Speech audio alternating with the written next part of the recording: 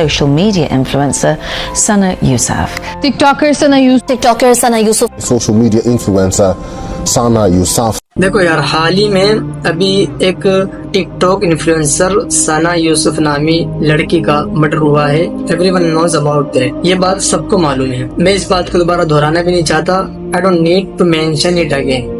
بس ایک Islamic perspective کے لحاظ سے کچھ بات آپ سے عرض کرنا چاہوں گا کہ جب اس کا مرڈر ہوا تو کچھ لوگ خوشیاں منا رہے تھے، جشن منا رہے تھے اور اس کی ڈیتھ کو سیلیبریٹ کر رہے تھے، یہ کہتے ہوئے کہ وہ ریلیجن اور سوسائٹی کی باؤنڈری کو کراس کر رہی تھی. پتہ نہیں کس مینٹالٹی کے لوگ ہیں یار. کسی کی ڈیتھ ہوئی ہے، آپ اس پہ خوشی منا رہے ہیں. خدا نہ خواستہ اگر آپ کے گھر میں ایسا ہوا ہوتا، کیا اس وقت بھی آپ جشن منا رہے ہوتے؟ اللہ سسٹر سنا کی مغفرت کرے. دیکھو یار، اگر کوئی ریلیجن کی باؤنڈریز کراس کرتا ہے، you don't have right to celebrate the death of that person. آپ کو کوئی حق نہیں ہے کہ آپ اس کی موت کا جشن منائیں.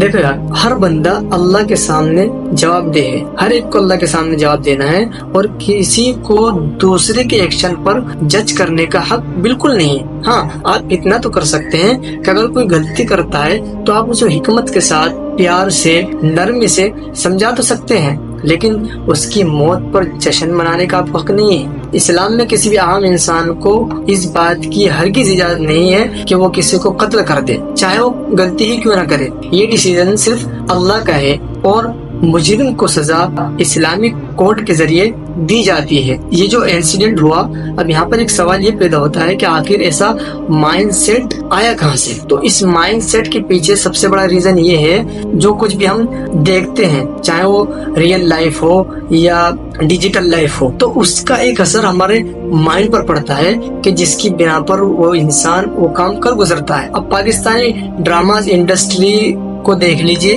کہ اس طرح کے سین کہ ون سائڈ لور کو ہیرو بنا کر پیش کیا جاتا ہے. وہ کسی کو فیونسے کو دھمکا رہا ہوتا ہے، یہ کہہ رہا ہوتا ہے کہ اگر یہ میری نہیں ہو سکتی کسی اور کی بھی ہونے نہیں دوں گا. تعجب ہے. آپ مہر کی شادی مجھ سے نہیں کروانا چاہتے مت کرائیں، لیکن پھر اس کی شادی کہیں اور بھی نہیں کروائیں گے. آپ پیار کرتا ہوں آپ کی بیٹی سے، مہر صرف میری ہے. اگر اس کے لیے مجھے جان سے بھی مارنا پڑا ایک سیکنڈ نہیں سوچوں گا. بندہ ایسی چیزیں دیکھے گا تو ظاہر سی بات ہے اس کا مائنڈ سیٹ بھی اسی طرح کا ڈیولپ ہوگا. حد ہے یار. یہ کوئی لو ہے، یہ کوئی محبت ہے؟